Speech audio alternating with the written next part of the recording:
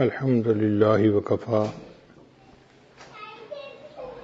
وسلام علی عبادہ الذین اصطفیٰ اما بعد اعوذ باللہ من الشیطان الرجیم بسم اللہ الرحمن الرحیم ولو بسط اللہ الرزق لعبادہ لبغوا فی الارض ولکن ینزل بقدر ما یشاء انہ بعبادہ خبیر بصیر سبحان ربک رب العزت عما یصفون وسلام علی المرسلین والحمد للہ رب العالمین اللہم صلی علی سیدنا محمد وعلی آل سیدنا محمد وبارک وسلم۔ آج 15 شعبان کی رات ہے، یہ شب برات کہلاتی ہے، برکت والی رات ہے۔ امام ربانی مجد الثانی رحمۃ اللہ نے اس کو یوں سمجھایا ہے، وہ فرماتے ہیں کہ رات کا اندھیرا ہر طرف ہوتا ہے، پھر جب سورج نکلنا ہوتا ہے تو وہ ایسے نہیں کہ یکدم سورج نکل آیا، بلکہ پہلے صبح صادق طلوع ہوتی ہے، تو اندھیرا کم ہو گیا اور روشنی زیادہ ہوتی جا رہی، پھر وہ روشنی بڑھتی جاتی ہے حتیٰ کہ اسفار کا وقت ہو جاتا ہے۔ سورج نکلنے سے تھوڑی دیر پہلے ایسے ہی روشنی ہوتی ہے جیسے سورج نکل چکا، پھر کچھ دیر کے بعد سورج طلوع ہوتا ہے اور دھوپ آ جاتی ہے۔ اسی طرح رمضان مبارک کی رحمتوں کا سورج طلوع ہونا ہے، مگر اس کی صبح صادق آج کی رات ہے۔ آج رات سے رمضان کی برکتیں آنی شروع ہو گئیں، یہ اب ہر روز بڑھتی جائیں گی حتیٰ کہ رمضان المبارک سے 1-2 دن پہلے ایسے ہی برکتیں ہوں گی جیسے کہ خود رمضان کی برکتیں ہوتی ہیں۔ اب آج کی رات میں انسان کے لیے رزق کے فیصلے اللہ تعالیٰ فرماتے ہیں۔ رزق میں انسان کے بیوی بچے، صحت، عزت، کاروبار سب کچھ آ جاتا ہے، جو کچھ بھی ہے وہ رزق میں شامل ہے۔ ہم سارا سال رزق کے بارے میں شکایتیں کرتے رہتے ہیں، کوئی کہتا ہے قرض نہیں اترتا، کوئی کہتا ہے کہ مجھے انکم کم ہے، کاروبار میں فائدہ نہیں ہوتا۔ بجائے اس کے کہ ہم سارا سال شکوے کریں، بہتر یہ ہے کہ جب اللہ تعالیٰ نے رزق کے فیصلے فرمانے ہیں تو اللہ تعالیٰ کے سامنے عاجزی کر لیں کہ اللہ تعالیٰ ہی خیر کے فیصلے فرما دے۔ جو لوگ غیر شادی شدہ ہیں وہ اپنے لیے اچھے رشتے مانگے، نیک دیندار۔ جو شادی شدہ ہیں اور بے اولاد ہیں وہ اپنے لیے اولاد کی دعائیں مانگیں۔ جو صاحب اولاد ہیں وہ اولاد کی نیکی کے لیے دعائیں مانگیں۔ جو بیمار ہیں وہ صحت کے لیے دعائیں مانگیں۔ جو پریشان حال ہیں مرد یا عورتیں وہ اپنی پریشانیوں کے دور ہونے کے لیے دعائیں مانگیں، اپنے لیے بھی مانگیں، اہل خانہ کے لیے بھی مانگیں، ملک کے سب لوگوں کے لیے مانگیں، پوری امت مسلمہ کے لیے مانگیں، پوری دنیا کے مسلمانوں کے لیے مانگیں۔ یہ وقت پوری امت کے مسلمانوں کے اوپر بہت مشکل آ گیا ہے۔ اے خاصہ خاصان رسول وقت دعا ہے، امت پہ تیری آ کے عجب وقت پڑا ہے۔ آج کے دور میں روٹی اور رزق زندگی کا نصب العین بن گئے ہیں۔ ایسے لگتا ہے کہ انسان دنیا میں آیا ہی اس لیے ہے کہ مجھے اچھا کمانا ہے اور اچھا کھانا ہے۔ یہ مقصد زندگی نہیں ہے، یہ ضرورت زندگی ہے۔ مقصد زندگی اللہ تعالیٰ کی عبادت ہے، اللہ کی فرمانبرداری ہے، مگر ہم رزق کے پیچھے اس طرح پڑے ہوئے ہیں کہ 24 گھنٹے اسی کی فکر ہے، اٹھتے بیٹھتے چلتے پھرتے ہر وقت اسی کی فکر ہے۔ حالانکہ آج کے دور میں زیادہ کھا کر مرنے والوں کی تعداد زیادہ ہے بنسبت بھوک سے مرنے والوں کے، اور اللہ تعالیٰ نے رزق کی اتنی بہتات دی ہے کہ بے موسم کے پھل ہر جگہ پر ملتے ہیں۔ پھل کیا ملنا بلکہ بے موسم کے جوس ہر جگہ ملتے ہیں. پورا سال جو جوس پینا چاہیں وہ فریج کے اندر موجود ہوتا ہے. تو ایک طرف تو اللہ تعالیٰ کی رحمتوں کی انتہا یہاں تک ہے، اور دوسری طرف ہمارا حال یہ ہے کہ اٹھ سے بیٹھتے اللہ کے شکوے، مجھے یہ نہیں ملا، مجھے یہ نہیں ہوا، میرے بچے کی نوکری نہیں ہو رہی، بیٹی کا رشتہ نہیں آ رہا. تو بجائے شکوے کرنے کے ہم اللہ تعالیٰ کے سامنے درخواست کریں کہ یا اللہ تو آئندہ سال کے لیے جو رزق کے فیصلے فرمائے گا تو ہمارے لیے خیر کے فیصلے فرما دے. روٹی کو اتنی اہمیت حاصل ہو گئی ہے کہ اس سے پہلے تاریخ میں کبھی اتنی اہمیت حاصل نہیں تھی. دین اسلام اتنا خوبصورت ہے کہ اس نے کسب حلال کو عبادت کہا ہے. اس لیے شریعت نے رہبانیت سے منع کیا ہے. رہبانیت کہتے ہیں کہ اتنا دین میں لگ جانا کہ دنیا کو چھوڑ دینا، بیوی بچوں کو نظر انداز کر دینا. لا رہبانیت فی الاسلام، اسلام کے اندر کوئی رہبانیت نہیں ہے. دوسری طرف ہے اباہیت. اباہیت کہتے ہیں کہ روٹی کپڑا اور مکان کو زندگی کا مقصد بنا لینا، یہ بھی ناجائز ہے. نہ رہبانیت جائز ہے نہ اباہیت جائز ہے، ہمیں اس کے درمیان کی زندگی گزارنی ہے. ہمارے حضرت مرشد عالم رحمۃ اللہ فرماتے تھے کہ اللہ تعالیٰ کو جو راستہ جاتا ہے وہ جنگلوں اور غاروں سے ہو کر نہیں جاتا، ان گلی کوچوں بازاروں سے ہو کے جاتا ہے. اللہ چاہتے ہیں کہ میرے بندو تم معاشرے میں زندگی گزارو، حقوق اللہ پورے کرو، حقوق العباد پورے کرو، تو اس کے بعد تمہیں اللہ کی رضا مل جائے گی. اس لیے انسان رزق کے حلال کے لیے کوشش تو کرے مگر حرص نہ دکھائے. جو مقدر میں ہے ملنا وہی ہے، جو مرضی کرتا پھرے.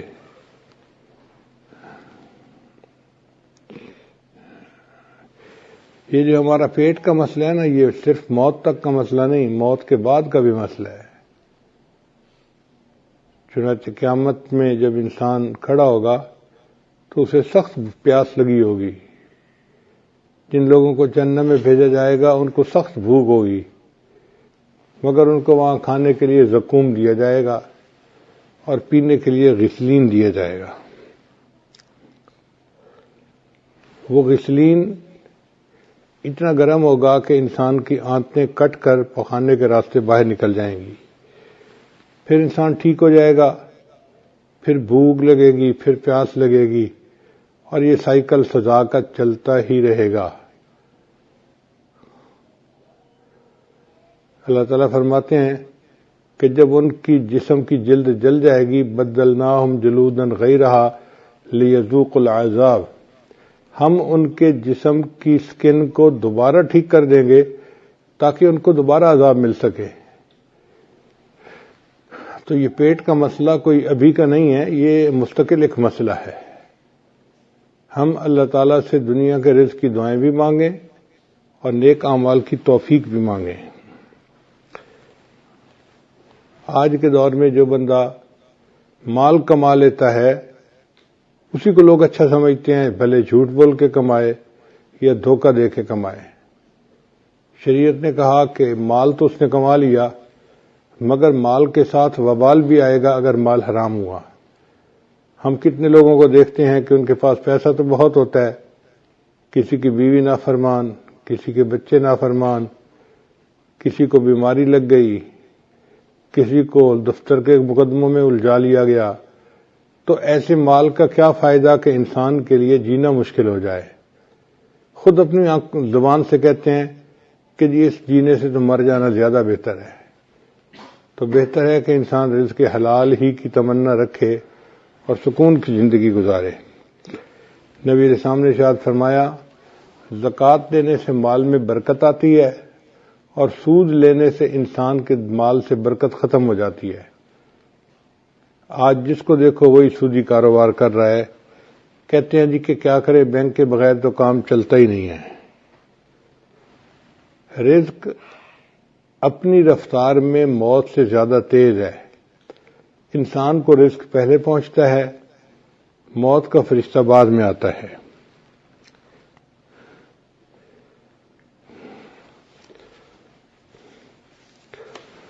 باجی بستامی رحمۃ اللہ علیہ نے ایک جگہ نماز ادا کی تو ایک بندے نے ان سے پوچھا من این تاکل، آپ کہاں سے روٹی کھاتے ہیں؟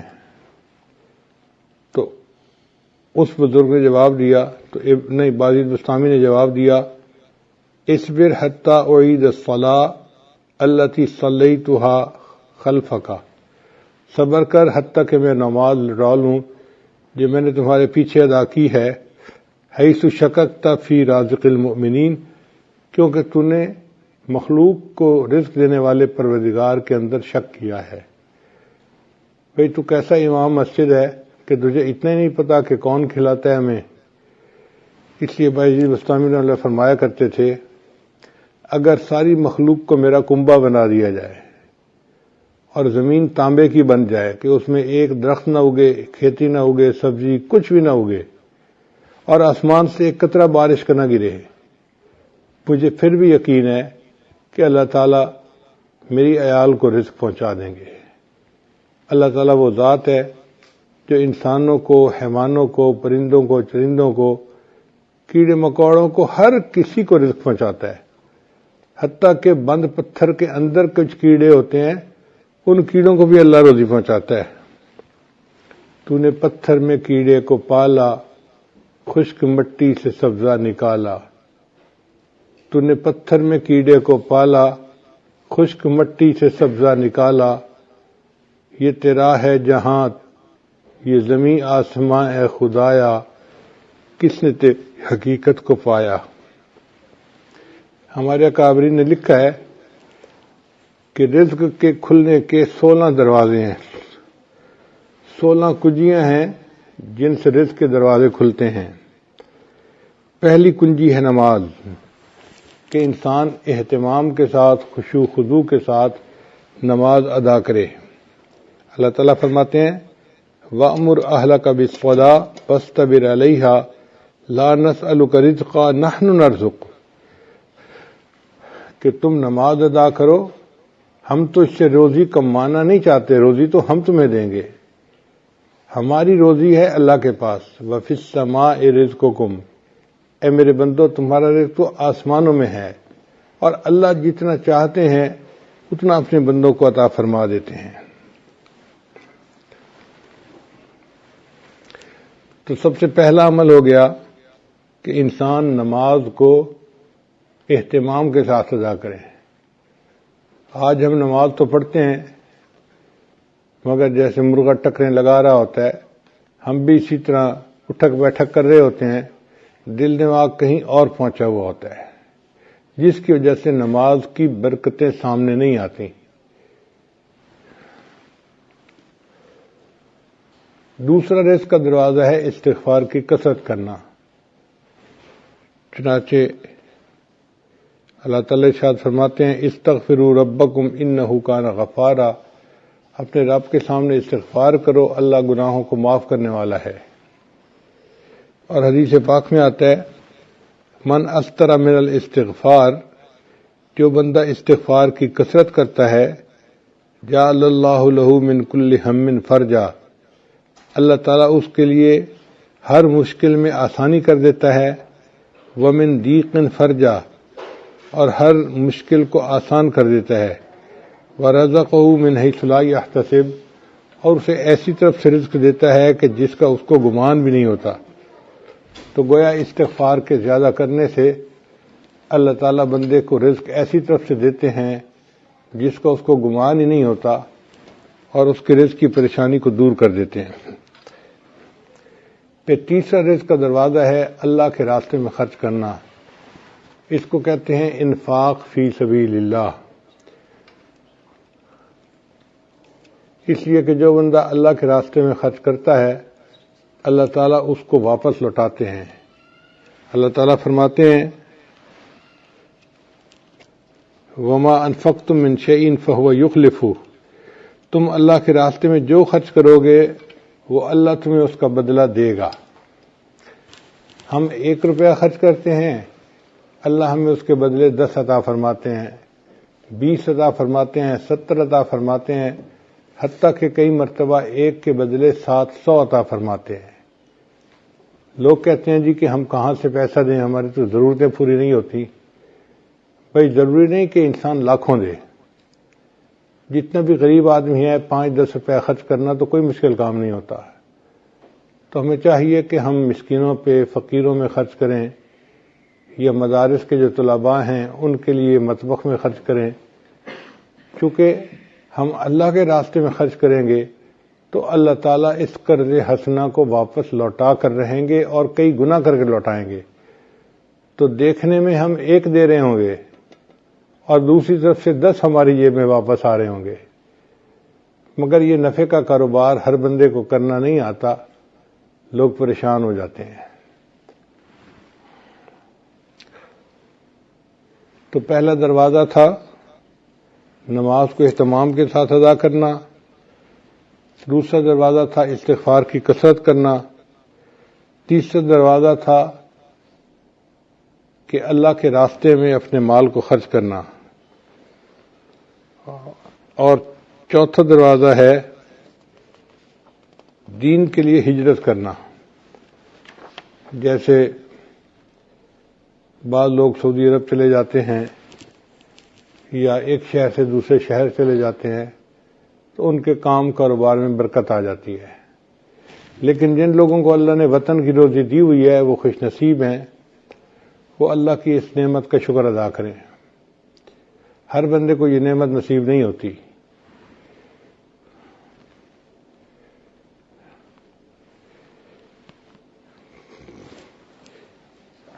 پھر چوتھا عمل ہے تقوی اختیار کرنا۔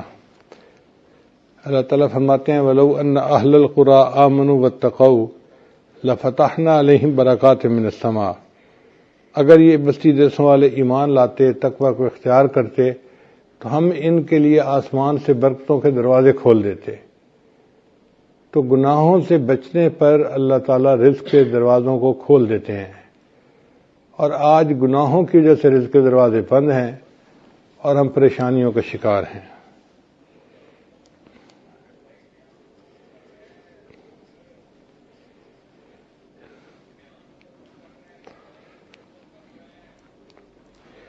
پھر پانچواں عمل جو رزق کے دروازے کھولتا ہے وہ ہے عبادت کی کثرت کرنا۔ حدیث مبارکہ ہے، اللہ تعالیٰ ارشاد فرماتے ہیں، یہ حدیث قدسی ہے، ابن آدم، اے آدم کے بیٹے، تفرغ لعبادتی، میری عبادت کے لیے تو فارغ ہو جا، املا صدرک انی واسد فقرک، املا صدرک غنى، میں تیرے سینے کو غنا سے بھر دوں گا اور تیرے فقر کو ختم کر دوں گا۔ تو دیکھیں عبادت کرنے سے اللہ تعالیٰ سینے میں بے نیازی ڈال دیتے ہیں اور بندے کے فقر کو ختم کر دیتے ہیں۔ اس لیے اللہ کا ذکر کثرت سے کرنا، قرآن پاک کی تلاوت کرنا، نیکی کرنا، یہ انسان کے رزق میں برکت کا دروازہ ہے۔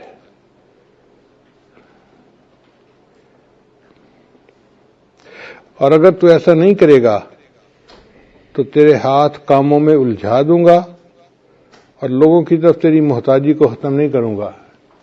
دیکھو کیسی عجیب بات کہی ہے کہ میں تیرے ہاتھ کو کاموں میں الجھا دوں گا، ویسے تو بڑا مصروف نظر آئے گا، یہ کر رہا ہوں، یہ دے رہا ہوں، یہ لے رہا ہوں، یہ فائل آ رہی ہے، یہ جا رہی ہے، یہ آرڈر ہے، یہ فلاں ہے، ہاتھ تیرے کام میں الجھے ہوں گے، مگر تیرا فقر ختم نہیں ہوگا، تنگ دستی ختم نہیں ہوگی۔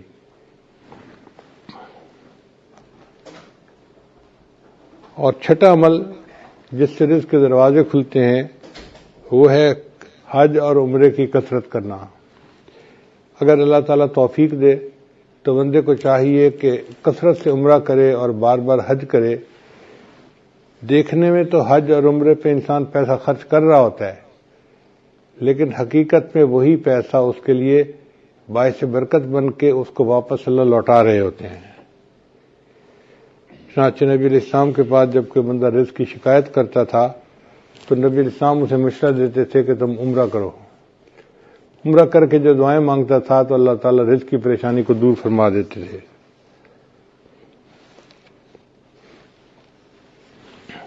ساتواں عمل جس سے رزق کے دروازے کھلتے ہیں اس کو کہتے ہیں صلہ رحمی. صلہ رحمی کا مطلب یہ ہے کہ جن کے ساتھ خونی رشتے ہوتے ہیں ان کے ساتھ محبت کا تعلق رکھنا، ان کے ساتھ پیار محبت کا ریلیشن رکھنا اور غم خوشی میں ان کے ساتھ رہنا، اس کو صلہ رحمی کہتے ہیں. چنانچہ جو بندہ صلہ رحمی کرتا ہے اللہ تعالیٰ اس کو 2 نعمتیں عطا فرماتے ہیں. حدیث پاک میں ہے من احب ان یزاد فی عمرہ، جو بندہ اس بات کو پسند کرتا ہے کہ اس کی عمر کے اندر زیادتی ہو یعنی لمبی عمر ہو، فیزاد فی رزقہ، اور اس کے رزق میں زیادتی ہو، برکت ہو، فلیصل رحمہ، اس کو چاہیے کہ صلہ رحمی کو زیادہ کرے.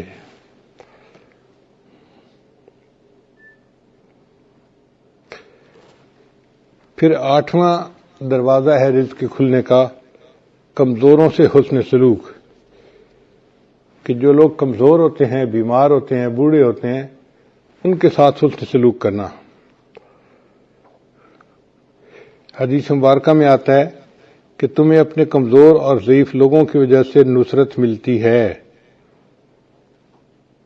اللہ تعالیٰ قرآن مجید میں فرماتے ہیں وَلَوْ يُؤَاخِذُ اللَّهُ النَّاسَ بِمَا كَسَبُوا، اگر اللہ تعالیٰ پکڑ لیتا انسانوں کو جو عمل وہ کرتے ہیں، مَا تَرَكَ عَلَى ظَهْرِهَا مِن دَابَّةٍ، تو زمین کی سطح کے اوپر کوئی ایک بھی جاندار باقی نہ بچتا. اگر اللہ پکڑنے پہ آتا نا جو تم اعمال کرتے ہو تو کوئی انسان نہ بچتا، کوئی جانور نہ بچتا، زمین کے اوپر کچھ بچتا ہی نہ.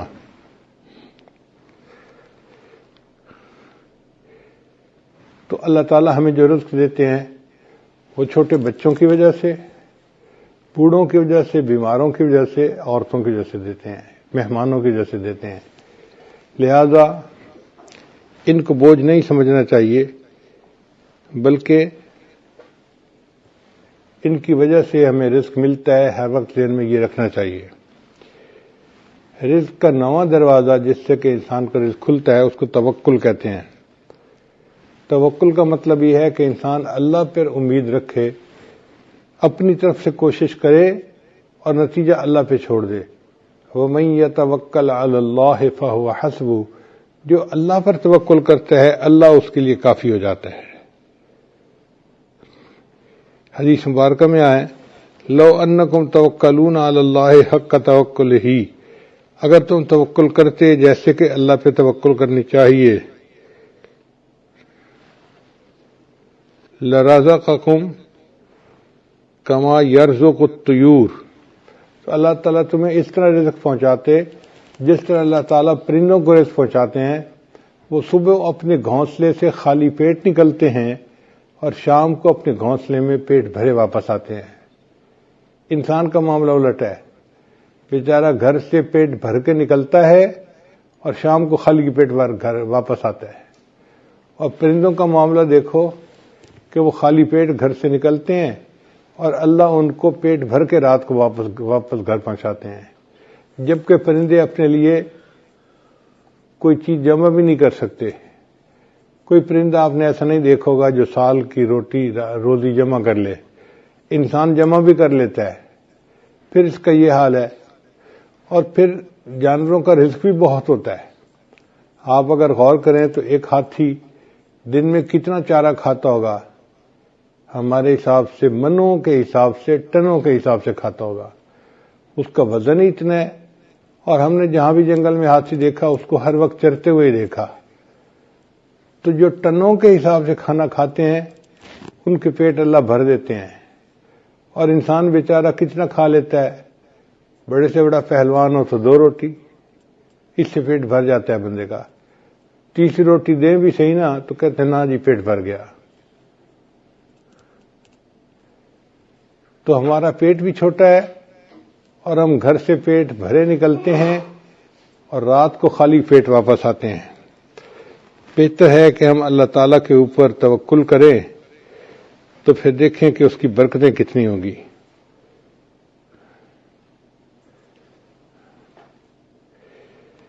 پھر 10واں دروازہ ہے انسان نعمتوں کا شکر ادا کرے. اللہ تعالیٰ فرماتے ہیں لئن شکرتم لازیدنکم، اگر تم شکر ادا کرو گے ہم اپنی نعمتیں تم پر اور زیادہ کریں گے. آپ دیکھیں ہمارے اوپر اللہ کی کتنی نعمتیں ہیں، ہم تو شکر بھی ادا نہیں کر سکتے. الحمدللہ ثم الحمدللہ کہ گھروں میں کھانا کھانے بیٹھتے ہیں تو 1 سالن 2 سالن تو معمول کی بات ہے. کبھی گوشت پکا ہوتا ہے، کبھی دال پکی ہوتی ہے، کبھی روٹی بنی ہوتی ہے، کبھی چاول بنے ہوتے ہیں. اب 2 قسم کے کھانے پڑے ہوتے ہیں، حالانکہ کھانا تو ایک بھی مل جاتا تو بہت تھا، مگر یہ اللہ کی نعمت ہے نا کہ اللہ کئی قسم کے کھانے دیتے ہیں. اور پھر یہ نہیں کہ کھانے ہی ہمیں ملتے ہیں، کھانے کے علاوہ وافر کھانے ہوتے ہیں. چنانچہ میں نے دیکھا ہے کہ ہمارے پاس کئی دفعہ 8-10 مہمان آ جاتے ہیں نا، تو مجھے صرف اندر پیغام بھیجنا پڑتا ہے جی کہ مہمان ہیں، کوئی کھانے کے لیے تردد نہیں کرنا پڑتا. اللہ کے فضل سے اتنا کھانا ہوتا ہے گھر والوں کا بچا ہوا کہ 8-10 آدمیوں کا کھانا تو اسی میں ہی نکل آتا ہے. یہ اللہ کا کتنا بڑا کرم ہے، کتنا بڑا فضل ہے. ہم اللہ کی اس نعمت کا شکریہ ادا نہیں کر سکتے.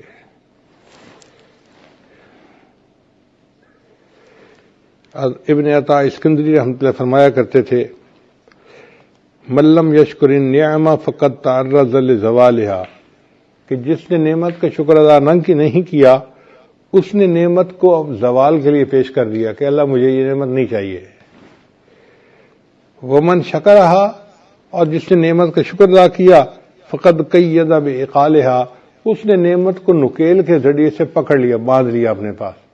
یعنی جو نعمت ملتی ہے اور بندہ اس کے اوپر شکر ادا کرتا ہے، پھر وہ نعمت اللہ اس سے واپس نہیں لیتے بلکہ اس نعمت میں اور برکت عطا فرما دیتے ہیں.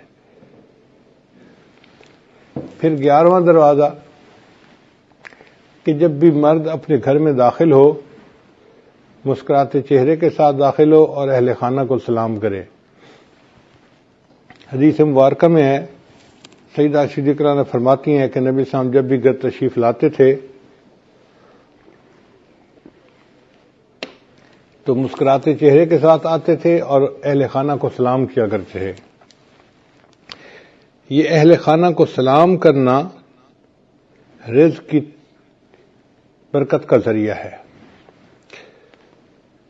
چنانچہ حدیث پاک میں ہے ثلاثۃ کلہم ضامن اللہ، 3 بندے ہیں جن کا اللہ کے اوپر ضمانت ہے، یعنی اللہ ان کو رزق پہنچاتا ہے. ان عاش رزقا، اگر وہ زندہ رہے گا تو اللہ روزی عطا فرمائے گا، وکفا، اور روزی ان کے لیے کافی ہوگی. وَإِن مَاتَ، اور اگر وہ مر جائے گا، داخل الجنہ، تو جنت میں اللہ ان کو داخل کر دے گا. یہ کون 3 بندے ہیں؟ ان میں سے ایک بندہ ہے رجل، وہ بندہ داخلہ بیتہ، جو اپنے گھر کے اندر داخل ہو بسلام، اور گھر والوں کو سلام کرے، فہو ضامن اللہ، وہ اللہ کے ضمانت میں آ جاتا ہے. اب یہ کتنا آسان کام ہے، مگر بہت سارے لوگ ہیں جو گھروں میں داخل ہوتے ہیں تو ان کو سلام کرنا یاد ہی نہیں ہوتا، بس باتوں میں لگ جاتے ہیں، مسکرائیں گے، بیوی سے پوچھیں گے تیرا کیا حال ہے، بچوں سے پوچھیں گے تم کیسے ہو، مگر سلام کرنا ان کو یاد نہیں ہوتا. پھر 12واں عمل والدین کی فرمانبرداری.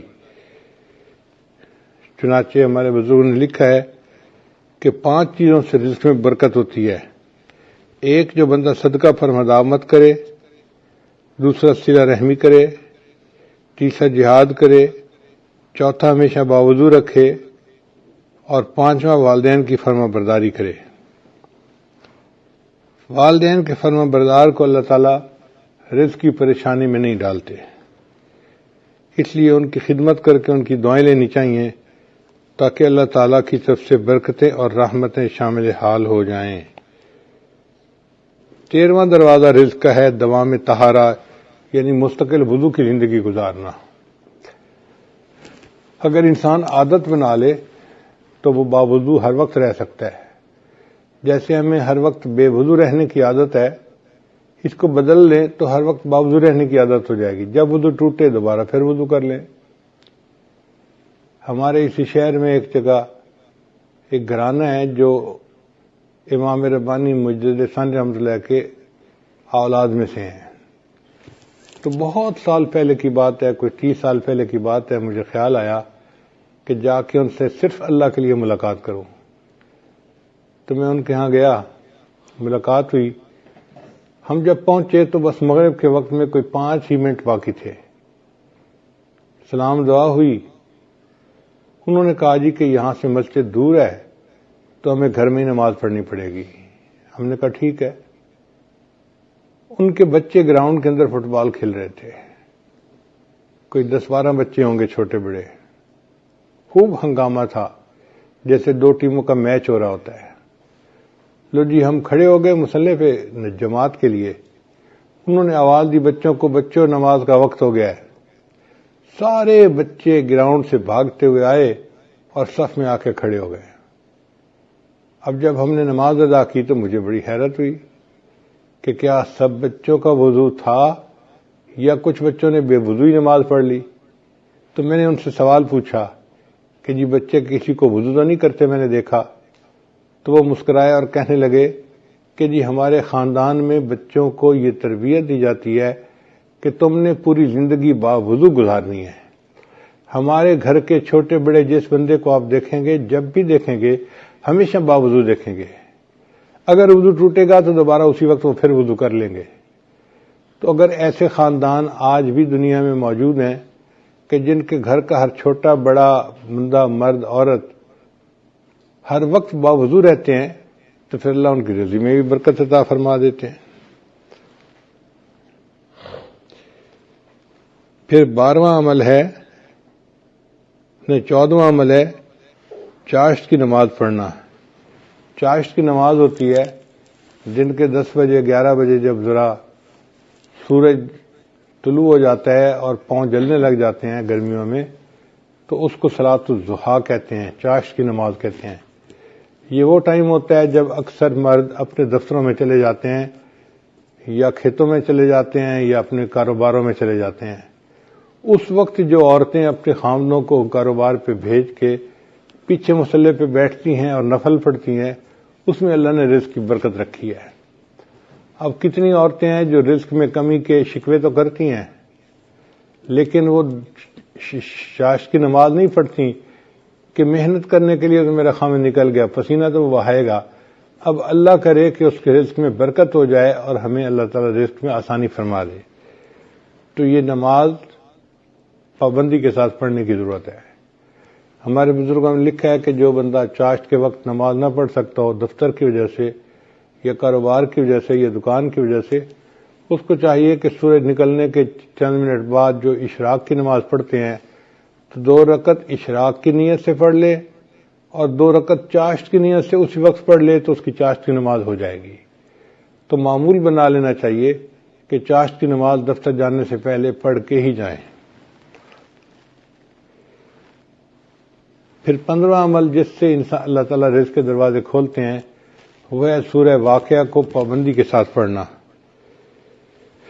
حدیث مبارکہ میں آتا ہے من قرأ سورۃ الواقعہ کل لیلۃ، جس نے ہر رات میں سورہ واقعہ کو پڑھا، لم تصبہ فاقۃ ابدا، اس کو کبھی فاقہ نہیں پہنچتا. عبداللہ بن مسعود رضی اللہ عنہ ایک بڑے مفتی قسم کے صحابی تھے، وہ بیمار ہو گئے. حضرت عثمان غنی امیر المومنین تھے، وہ ان کو ملنے کے لیے آئے. اللہ تعالی نے عثمان غنی عنہ کو مال پیسہ بھی بہت دیا تھا. تو انہوں نے بات چھیڑی اور بات کرتے ہوئے کہا کہ عبداللہ بن مسعود آپ کی بیٹیاں ہی بیٹیاں ہیں، بیٹا کوئی نہیں. تو میرا دل چاہتا ہے کہ میں آپ کو بہت سارا مال ہدیہ دے دوں. یعنی میں اپنی طرف سے بتا رہا ہوں کہ جیسے میں آپ کو 5 لاکھ دینار یا درہم ہدیہ دینا چاہتا ہوں. تو انہوں نے انکار کر دیا، نہیں مجھے نہیں چاہیے. تو عثمان غنی اللہ نے فرمایا کہ آپ کی بیٹیاں ہیں، آپ کو تو پیسے کی ضرورت ہے. ان کا بیٹیاں تو ہیں مگر میں نے اپنی سب بیٹیوں کو سورہ واقعہ یاد کروا دی ہے اور میں نے ان کو بتا دیا ہے کہ مغرب کے بعد سورہ واقعہ پڑھ لیا کرو. نبی علیہ السلام نے فرمایا جو بندہ ہر رات میں سورہ واقعہ پڑھ لیتا ہے اللہ اس کو فاقے سے محفوظ فرما لیتے ہیں. یعنی ان صحابہ کا اتنا یقین پکا تھا کہ انہوں نے 4-5 لاکھ ریال ہدیہ لینے کے بجائے سورہ واقعہ کے اوپر زیادہ جو ہے نا بھروسہ کیا کہ اللہ تعالیٰ میری بچیوں کو فاقے سے بچائے گا۔ پھر 16واں عمل ہے دعا کرنا۔ تو ہمیں چاہیے کہ ہم رزق کی برکت کے لیے دعا بھی کریں، جیسے آج کی رات قبولیت دعا کی رات ہے، اور اب سے لے کے جو آگے وقت آ رہا ہے یہ سب قبولیت دعا کا وقت ہے۔ یہ رزق کی جو فہرستیں ہیں یہ اب سے بننا شروع ہوتی ہیں، اور یہ بنتی رہتی ہیں حتیٰ کہ 27 رمضان مبارک کو یہ فہرستیں اللہ تعالیٰ فرشتوں کو ہینڈ اوور کر دیتے ہیں ایگزیکیوشن کے لیے، عمل درآمد کے لیے۔ تو ہمارے پاس آج کی رات سے لے کے 27 رمضان تک کا وقت ہے۔ اس دوران ہم اللہ کو منائیں، اس کے سامنے روئیں، اس سے رزق مانگیں، اس سے صحت مانگیں، جو مانگنا ہے مانگیں۔ اللہ کے در میں کسی چیز کی کمی نہیں، جتنا مانگیں گے اللہ اتنا عطا فرمائیں گے، حتیٰ کہ 27 رمضان کو یہ لسٹیں فائنل ہو جائیں گی، اور اسی میں یہ بھی فیصلہ ہوگا کہ اگلے سال کس نے زندہ رہنا ہے اور کس بندے نے مرنا ہے۔ زندگی اور موت کے فیصلے بھی اس بجٹ میں شامل ہیں، جیسے رزق کے فیصلے شامل ہیں۔ تو ہم اللہ تعالیٰ سے دعا مانگیں، آج رات بھی اور آئندہ بھی۔ کرونا بیماری کی وجہ سے، حالات کی وجہ سے مسجدوں میں تو اجتماع اس وقت نہیں کر سکتے، لیکن گھر میں بیٹھ کے عبادت تو کر سکتے ہیں، اس میں تو کوئی رکاوٹ نہیں۔ ہم ابھی سے رمضان کی تیاری کریں اور ذہنی طور پہ ہم عبادت کرنے کے لیے تیار ہو جائیں اور اللہ کو منانے کے لیے تیار ہو جائیں، خوب دعائیں مانگیں۔ اگر باجماعت تراویح مسجد میں نہیں پڑھ سکتے تو گھر میں تو پڑھ سکتے ہیں نا۔ مسجدوں کی عمارتیں بند ہوئی ہیں، اعمال بند نہیں ہوئے۔ اعمال تو ہم کر سکتے ہیں، تو ہم تلاوت کریں، نمازیں پڑھیں، گھر کے اندر مجالس کریں اور اللہ تعالیٰ سے دعائیں کریں خوب ڈٹ کے۔ جتنا مانگیں گے اتنا ہی اللہ تعالیٰ ہمیں عطا فرما دیں گے۔ تو یہ 16 دروازے ہیں رزق کے کھلنے کے۔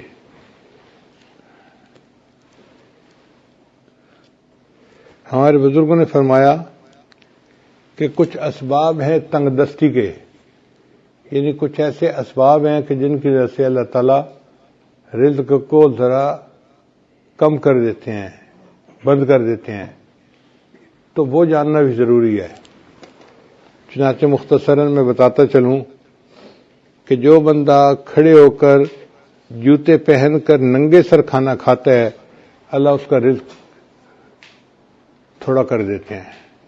اور اگر آپ دیکھیں تو آج کل کی دعوتوں میں یہی سلسلہ ہے۔ شادی بیاہ میں، ہوٹلوں میں، شادی ہالوں میں اکثر لوگ کھڑے ہو کے کھانا کھاتے ہیں، سر پہ کپڑا بھی نہیں ہوتا اور جوتے بھی پہنے ہوئے ہوتے ہیں۔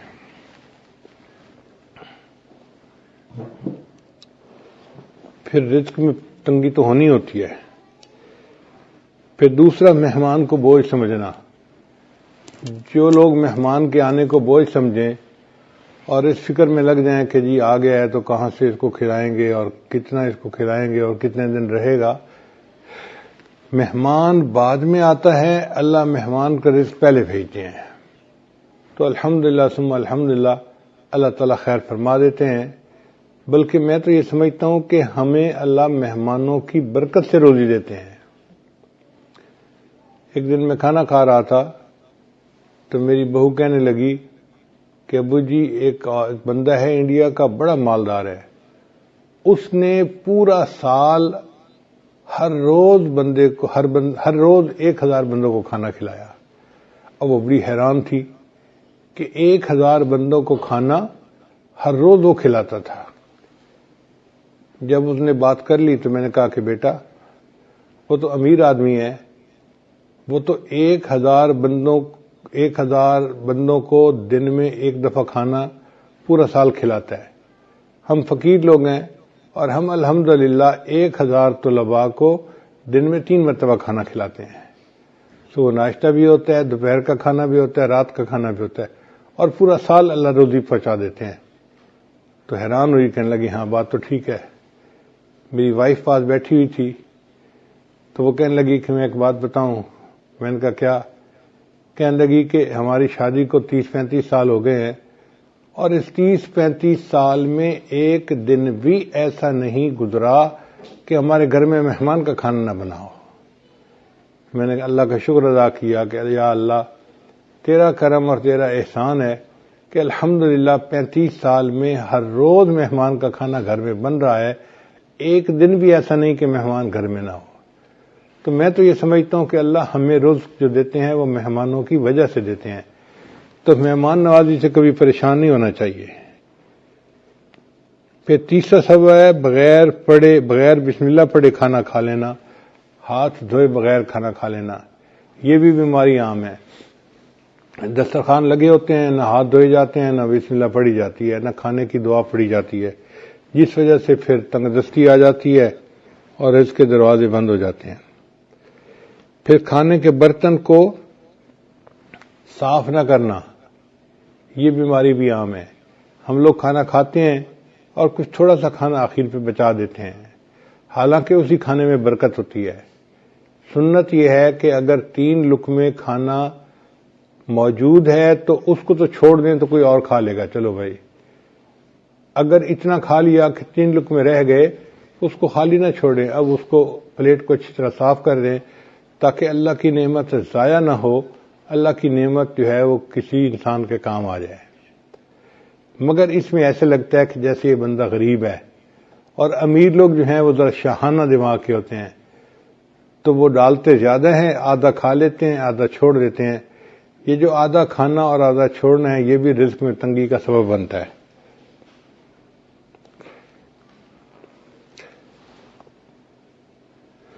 اور ایک اور بات کہ بیت الخلاء میں باتیں کرنا، پہلے زمانوں میں یہ گناہ کم تھا، آج یہ گناہ زیادہ ہے. بلکہ نوجوان بچے اور بچیاں جو ادھر ادھر کالیں کرتے ہیں چھپ چھپ کے، وہ تو کئی مرتبہ جا کے بیٹھ کے بات ہی کرتے ہیں بیت الخلاء میں، پتہ ہی نہیں چلے کسی کو کہ کیا ہوا. بیت الخلاء میں باتیں کرنے سے فرشتوں کو بھی تکلیف ہوتی ہے اور رزق کے اندر بھی تنگی کر دی جاتی ہے. پھر 7واں بات ہے فقیر کو جھڑکنا. اگر کوئی مانگنے والا آئے تو بندہ فقیر کو جھڑکی نہ دے، چلے جاؤ بھائی یہاں سے، کہا نہیں آپ کو چلے جاؤ، سن نہیں رہے، جاتے کیوں نہیں، ایسے جھڑکی نہیں دینی چاہیے. بلکہ اگر کچھ ہے تو دے دے اور اگر نہیں تو کہہ دے جی آپ آگے چلے جائیں. ہم ایک مرتبہ حرم شریف میں بیٹھے ہوئے تھے تو ایک UK کا بندہ حضرت کے پاس آیا مطاف کے اندر، کہنے لگا حضرت میں حج کے لیے آیا ہوں لیکن یہاں مطاف میں تو مانگنے والے بہت ہیں، ہر تھوڑی دیر کے بعد کوئی فقیر آ جاتا ہے مانگنے والا، اب سمجھ نہیں آتی کہ ہم کس کو دیں اور کس کو نہ دیں. اگر ہم ہر کسی کو دے دیں تو ان کی تو عادت بگڑ جائے گی، تو دل چاہتا ہے کہ ان کو نہ دیں، اور اگر ہم نہ دیں تو پھر کون دے گا، تو دل چاہتا ہے دے بھی صحیح. تو اب فیصلہ کرنا مشکل ہوتا ہے. تو اب بتائیں کہ ہم کس کو دیں، ہمیں کیسے پتہ چلے کہ کون مستحق ہے اور کون مستحق نہیں ہے. حضرت نے اس کی ساری بات کو سنا اور پھر فرمایا کہ اچھا یہ بتاؤ کہ اللہ نے جو تمہیں دیا ہے تم اس کے مستحق ہو؟ اس نے کہا نہیں. تو حضرت نے فرمایا جب تم اس کے مستحق نہیں اور اللہ نے پھر بھی تمہیں دے دیا ہے، تم بھی اللہ کے خلق کو اپناؤ، دے دو. مستحق ہے یا نہیں یہ تمہارا مسئلہ نہیں، یہ اللہ کا مسئلہ ہے. تو بندہ چپ تو ہو گیا مگر اس کے دل میں سوال تو بہرحال تھا. تو حضرت نے بھانپ لیا کہ اس کے دل میں سوال ابھی باقی ہے. تو پھر حضرت نے اس کو بات پیار سے سمجھائی. حضرت نے فرمایا کہ دیکھو وہ بندہ تمہارے پاس مانگنے آیا ہے، مان لیا کہ وہ صاحب حیثیت ہے اور عادتاً مانگ رہا ہے، تم اسے اس لیے دے دو کہ اللہ کا شکر ادا کرو کہ اللہ تو نے مجھے دینے والوں میں سے بنایا، لینے والوں میں سے نہیں بنایا. یہ بھی تو ہو سکتا تھا اللہ تجھے اس کے حال میں ڈال دیتا اور تو لوگوں سے مانگتا پھرتا. تو اللہ تعالیٰ کی اس نعمت کا شکر ادا کرتے ہوئے دے دیا کرو کہ اللہ تو نے مجھے لینے والا نہیں، تو نے مجھے دینے والا بنایا ہے، میں تیرے نام پہ دے رہا ہوں. اس پہ اس کے دل کے اندر تسلی ہو گئی اور اس نے حضرت کے ماتھے کا بوسہ لیا اور خوش ہو کے واپس چلا گیا. تو اس لیے اگر کوئی فقیر آئے تو اس کو جتنا دے سکتے ہیں دیں، اور اگر نہیں دے سکتے تو پیار سے کہیں جی آپ آگے چلے جائیں. اس کو جھڑکی نہ دیں، اس کو ڈانٹ ڈپٹ نہ کریں.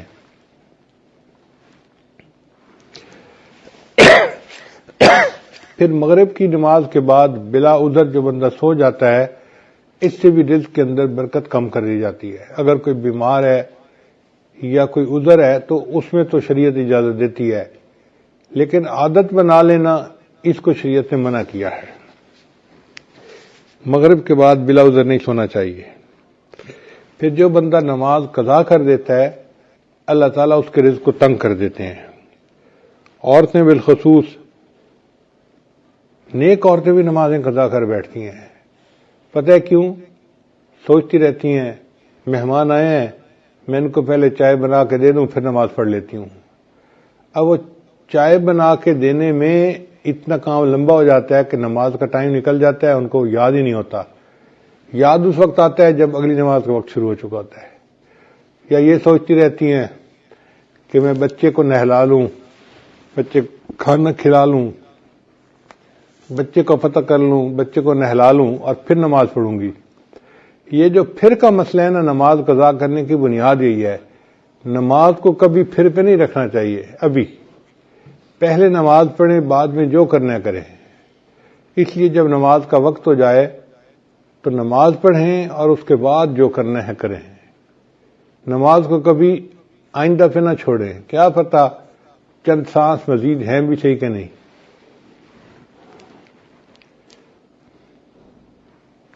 ہمیں ایک مرتبہ اس کا بہت عجیب تجربہ ہوا. ہم پشاور ایک اجتماع سے واپس آ رہے تھے تو لاکھوں لوگ تھے اس اجتماع میں. راستے میں ایک چھوٹی سی مسجد میں ہم رکے. ہم نے سوچا کہ ہم یہاں پر عصر کی نماز ادا کر لیتے ہیں. تو جب میں مصلی کے اوپر کھڑا ہوا امامت کے لیے تو ایک اور گاڑی آ کے رکی جس میں 4 بندے تھے.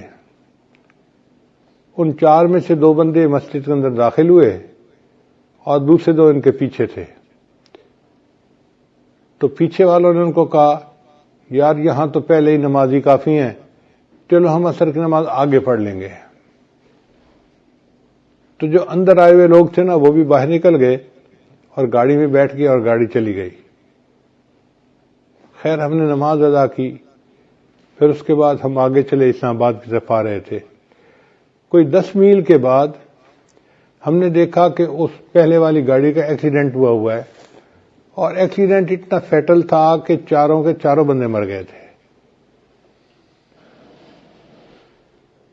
تو ہم نے جب اس گاڑی کو دیکھا تو گاڑی کو تو پہچان لیا. تو لوگوں نے ہمیں بتایا کہ جی ایکسیڈنٹ اتنا برا تھا کہ ایک بندہ بھی نہیں بچا، سب مر گئے. اس وقت مجھے خیال آیا کہ یا اللہ اگر یہ رکے تھے جیسے نماز وہاں پڑھ کے پھر چلتے تو ایک تو وقت کی عصر کی نماز بھی ادا ہو جاتی اور دوسرا اس کی وجہ سے برکت بھی ہو جاتی. اب یہ انہوں نے عصر کی نماز ادا نہیں کی ہوگی، نیت تھی پڑھنے کی لیکن بن پڑھے دنیا سے چلے گئے. تو کون جانتا ہے موت کا وقت کتنا قریب ہے. اس لیے اگر پھر پہ ڈال دینا جی کہ پھر نماز پڑھیں گے تو اس میں نماز بھی قضا ہو جاتی ہے اور انسان نقصان بھی اٹھاتا ہے. ابھی نماز پہلے پڑھیں جب ٹائم ہو جائے. اور عورتوں کے لیے تو اول وقت میں نماز پڑھنا بھی زیادہ فضیلت ہے. بس اذان کے انتظار میں رہیں. گھر کے اندر ایک بورڈ ہونا چاہیے جس پر نماز کے ٹائمنگ لگے ہوئے ہوں. بچے بڑے اس بورڈ کو دیکھیں اور جیسے ہی نماز کا ٹائم ہو جائے بس وضو کیا، پہلے نماز پڑھی، بعد میں جو کرنا ہے بعد میں کرتے رہیں گے. پھر 11ویں چیز جس سے رزق میں کمی آتی ہے وہ ہے جھوٹ بولنا. جو بندہ جتنا زیادہ جھوٹ بولتا ہے اللہ اس کے رزق کو اتنا تنگ کر دیتے ہیں. اللہ اکبر، شاید آج ہمارے رزق کے اندر جو تنگی ہے اس کی بنیادی وجہ یہ جھوٹ ہی ہے۔ جھوٹ ہم نے انفرادی طور پر نہیں، قوم میں اجتماعی طور پر آ گیا ہے۔ جس بندے سے بات کریں وہی جھوٹ میں بات کرے گا، اور اس کا نام ہم نے بہانہ رکھ دیا، جی میں نے اس کے سامنے بہانہ کیا، بیوی کہتی ہے میں نے خاوند کے سامنے بہانہ کیا، بیٹا کہنا ہے میں نے ابو کے سامنے بہانہ کیا، شاگرد کہتا ہے میں نے استاد کے سامنے بہانہ کیا، حالانکہ یہ بہانہ صریح جھوٹ ہوتا ہے، اور اس جھوٹ سے بچنے کی ضرورت ہے۔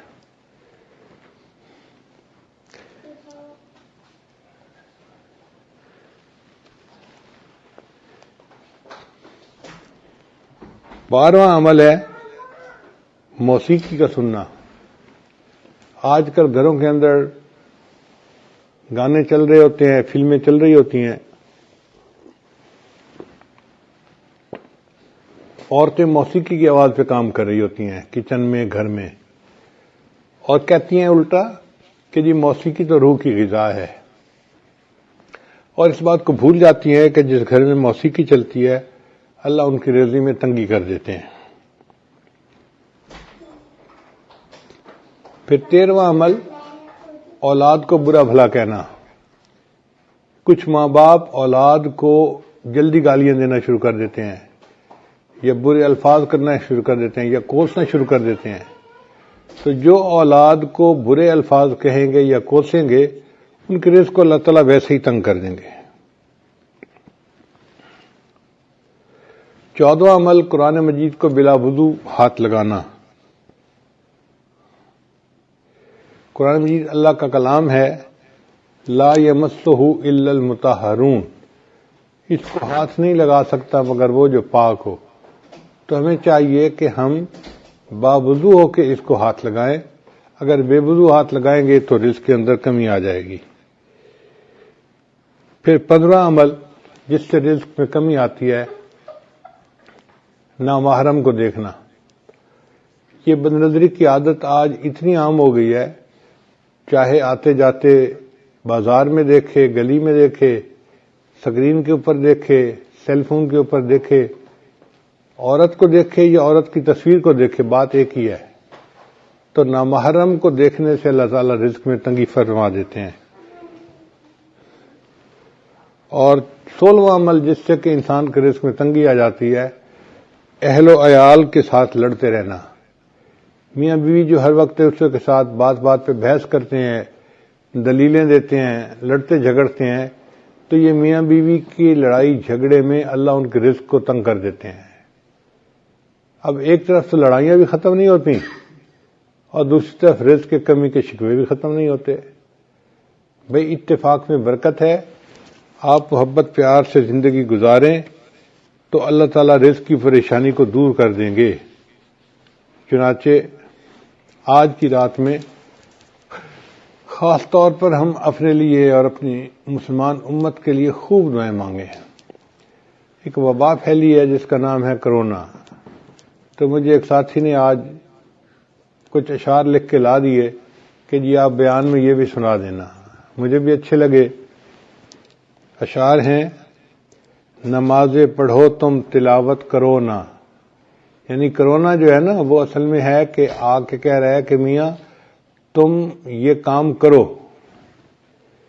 نمازیں پڑھو تم تلاوت کرو نا، گناہوں کو چھوڑو عبادت کرو نا، کرونا تمہارا نہ کچھ کر سکے گا، کرونا کے خالق کی طاعت کرو نا، پریشان کیوں ہو خدا ہے تمہارا، دواؤں سے اپنی حفاظت کرو نا، اٹھو چھوڑ دو کفر کی پیروی اب، غلامی سے نکلو عبادت کرو نا، نبی کی محبت میں داڑھی بڑھا کر، نبی جیسی اپنی شباہت کرو نا، اگر چاہتے ہو دلوں میں حلاوت، نگاہوں کی بھی تم حفاظت کرو نا، کرونا کا یہ بھی ہے پیغام طائر، خدا فدا رب کی چاہت پہ چاہت کرو نا، کہ تم اللہ کی چاہت پہ اپنی چاہت کو فدا کر دو، یہ کرونا کا پیغام ہے۔ تو بہرحال ہمیں چاہیے کہ ہم اس وبا سے بھی دعا مانگیں اور باطنی روحانی بیماریوں سے بھی دعا مانگیں. اللہ تعالی ہمارے ایمان کی حفاظت فرمائے اور ہمیں اس دنیا میں اللہ تعالی ایمان کے ساتھ جینے اور ایمان کے ساتھ مرنے کی توفیق عطا فرمائے. وآخر دعوانا ان الحمد للہ رب العالمین.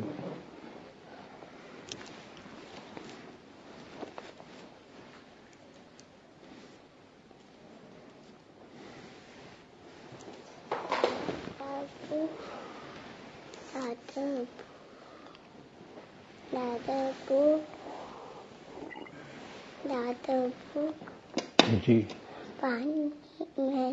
پی لو پانی پی لو. بیت کے کلمات پڑھائے جائیں گے. سچے دل کے ساتھ یہ کلمات پیچھے پیچھے پڑھتے جائیے. پڑھیے بسم اللہ الرحمن الرحیم. لا الہ الا اللہ محمد الرسول اللہ. آمنت باللہ وملائکتہ وکتبہ ورسلہ والیوم الآخر والقدر خیرہ وشرہ من اللہ تعالی والبعث بعد الموت. آمنت باللہ کما ہوا باسمائہ وصفاتہ وقبلت جمیع احکامہ اقرار باللسان وتصدیق بالقلب. اشہد ان لا الہ الا اللہ واشہد ان محمدا عبدہ ورسولہ. استغفر اللہ ربی من کل ذنب واتوب الیہ برحمتک یا ارحم الراحمین. ان کلمات کو پڑھنے سے ہم تو بتائے ہو چکے ہیں. چند معمولات ہیں جن کو باقاعدگی سے کریں گے تو اللہ تعالیٰ دل کو منور کریں گے. پہلا عمل ہے 100 مرتبہ استغفار صبح شام پڑھنا. دوسرا عمل ہے 100 مرتبہ درود شریف صبح شام پڑھنا. تیسرا عمل ہے قرآن مجید کی تلاوت روزانہ کرنا. چوتھا عمل ہے چلتے پھرتے ہر وقت دل میں اللہ کو یاد کرنا. اور پانچواں عمل ہے 10-15 منٹ صبح 10-15 منٹ شام مراقبہ کرنا. انشاءاللہ مراقبہ کریں گے تو اس سے دل میں اللہ کی محبت بڑھے گی اور ہمارے اعمال کے اندر جان پیدا ہو جائے گی. ابھی ہم دعا سے پہلے تھوڑی دیر کے لیے مراقبہ کر لیتے ہیں. آنکھوں کو بند کر لیجئے، سر کو جھکا لیجئے. دنیا اور جو کچھ دنیا میں ہے اس سے ہٹ کٹ کے اللہ کی یاد میں ڈوب جائیے.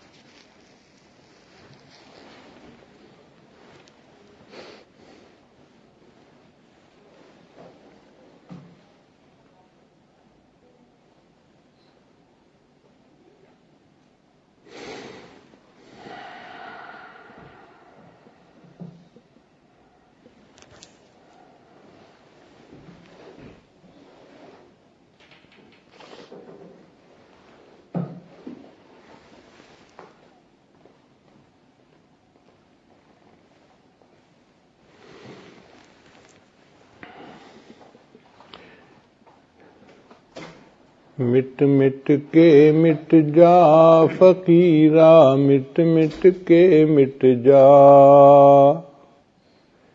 مٹ مٹ کے مٹ جا فقیرا، مٹ مٹ کے مٹ جا. جے تو سمجھیا میں ہاں مٹیا، اجے بھی نہیں تو مٹیا. مٹ مٹ کے مٹ جا فقیرا، مٹ مٹ کے مٹ جا.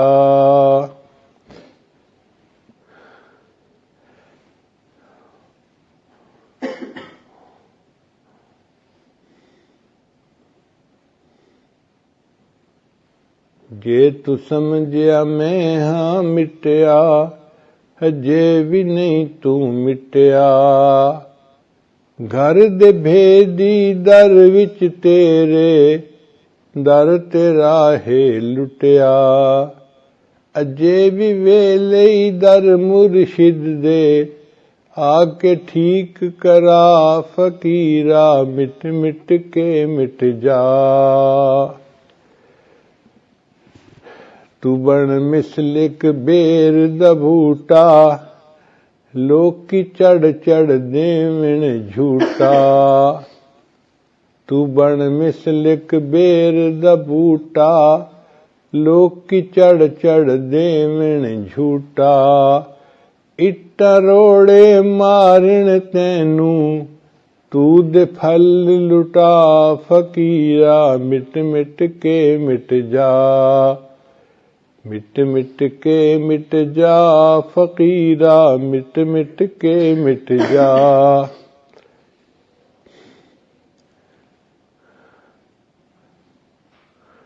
ਗੰਦ ਦਾ ਬੋਰਾ ਤਨ ਦੇ ਉੱਤੇ ਚਿੱਟੇ ਕੱਪੜੇ ਪਾ ਕੇ, ਆਕੜ ਤੇ ਮਗਰੂਰੀਆਂ ਦੇ ਵਿੱਚ ਬੈਠੋ ਮਜਲਿਸ ਲਾ ਕੇ। ਜੇਕਰ ਗੰਦ ਉਹ ਬਾਹਰ ਆਵੇ, ਲੋਕੀ ਮਾਰਨ ਜੁੱਤੀਆਂ ਚਾ ਕੇ।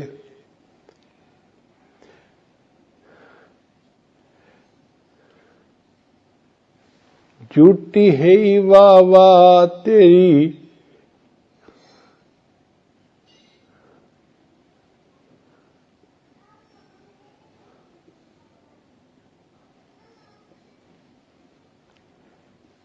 ਮਿਟ ਮਿਟ ਕੇ ਮਿਟ ਜਾ ਫਕੀਰਾ, ਮਿਟ ਮਿਟ ਕੇ ਮਿਟ ਜਾ।